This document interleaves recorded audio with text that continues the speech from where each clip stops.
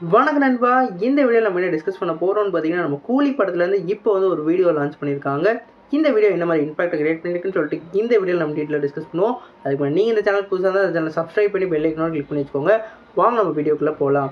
நம்ம கூலி வந்து நம்ம லோகேஷ் கனகராஜ் டைரக்ஷனில் நம்மளோட ரஜினிகாந்த் சார் வந்து லீடில் உள்ள ப்ளே பண்ணுறாங்க. இந்த படத்துக்கு வந்து நம்மளோட அனிருத் அவர்கள் மியூசிக் பண்ணியிருக்காங்க. இப்போ இந்த படத்தில் வந்து 100 நாள் வந்து இன்னும் இருக்குன்றதுக்காக இப்போ வந்து ஒரு வீடியோ லான்ச் பண்ணியிருக்காங்க. இந்த வீடியோவில் ஒவ்வொரு ஃப்ரேமும் வேறு லெவலில் இருந்தது.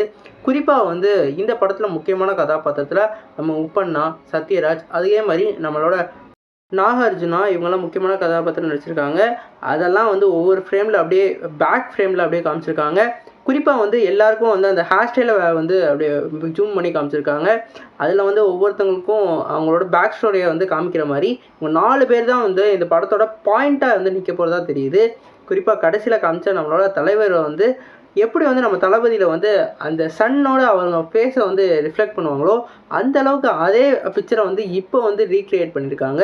அந்த ஃப்ரேம் வேறு லெவலில் இருந்தது. கண்டிப்பாக வந்து நம்ம இந்த ஃப்ரேமை பார்க்கல இதாண்டா ஃப்ரேமு அப்படின்னு சொல்கிற மாதிரி ஃப்ரேமை பாருங்க ஜி அப்படின்றது இந்த ஃப்ரேமு அந்தளவுக்கு பக்காவாக பண்ணியிருந்தாங்க.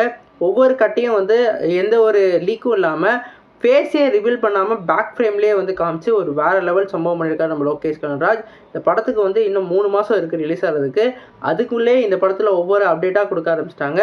இனிமேல் இந்த படத்துலேருந்து அடுத்தடுத்து சிங்கிள் அப்டேட்டு அதேமாதிரி ட்ரெய்லர் டீசர்லாம் வந்து நிறையா வரதுக்கு வாய்ப்பு இருக்குது. குறிப்பாக வந்து தக் லைஃப் படம் வந்து ரிலீஸ் ஆனதுக்கப்புறம் இந்த படத்தோட ப்ரொமோஷனாக ஃபுல் ஃப்ளெஜ்ஜாக வந்து தொடங்குறதுக்கு வாய்ப்பு இருக்குது. நம்ம லோகேஷ் கனகராஜ் இப்போ தான் வந்து லியோ படத்தை முடிச்சுட்டு இந்த கூலி படத்துக்கு வந்து போயிருக்காரு. இந்த படத்தோட கூலி படத்தோட நம்ம சூப்பர் ஸ்டார் ஷூட்டிங் எல்லாம் முடிஞ்சிருச்சு.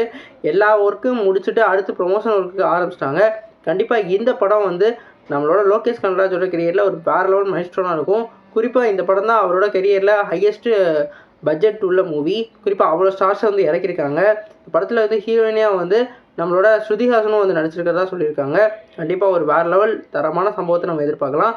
நீங்கள் சொல்லுங்கள் ஃப்ரெண்ட்ஸ், இந்த ப்ரோமோ பார்த்தோன்னா உங்களுக்கு என்ன ஃபஸ்ட்டு தோணுச்சுன்னு சொல்லிட்டு கமெண்ட் பாக்ஸில் கமெண்ட் பண்ணுங்கள். இந்த வீடியோ சாட்டிஸ்ஃபை லைக் பண்ணுங்கள். அந்த சேனல் புதுசாக தான் சப்ஸ்கிரைப் பண்ணுங்கள். நன்றி.